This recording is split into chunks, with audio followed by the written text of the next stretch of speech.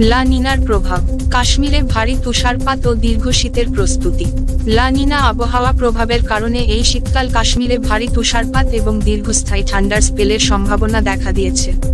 আবহাওয়াবিদদের পূর্বাভাস অনুযায়ী, স্বাভাবিকের তুলনায় বেশি তুষারপাত এবং ক্রমাগত নিম্নমুখী তাপমাত্রা অঞ্চলের দৈনন্দিন জীবন, পরিবহন এবং কৃষিতে প্রভাব ফেলতে পারে।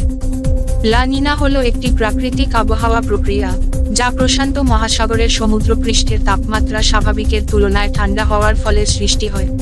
এটি বিশ্বের আবহাওয়ার প্যাটার্নে প্রভাব ফেলে এবং দক্ষিণ এশিয়ার শীতকালকে করে তোলে আরও স্যাঁতস্যাঁতে। কাশ্মীরের ক্ষেত্রে এটি নিয়ে আসবে তুষারঝড় এবং কঠোর ঠান্ডার শীতকাল। প্রশাসন সাধারণ জনগণকে খাদ্য ও প্রয়োজনীয় সামগ্রী মজুত করার পাশাপাশি গরম রাখার পর্যাপ্ত ব্যবস্থা নেওয়ার পরামর্শ দিয়েছে। কৃষকদেরও তাদের ফসল ও পশুপাখি রক্ষার জন্য পূর্ব প্রস্তুতি নিতে বলা হয়েছে। লা নিনার এই প্রভাব কাশ্মীরকে একদিকে যেমন বরফে ঢাকা সুন্দর দৃশ্য উপহার দেবে, অন্যদিকে তীব্র শীতের চ্যালেঞ্জও নিয়ে আসবে। ইতিমধ্যে জানা গিয়েছে লা নিনা গোটা কাশ্মীরকে নিজের জালে জড়িয়ে নেবে। তাপমাত্রা কমে যাবে অনেকটাই। প্রতি বছরের মতো এবারেও কাশ্মীরে শীত পড়বে, সেটাই স্বাভাবিক।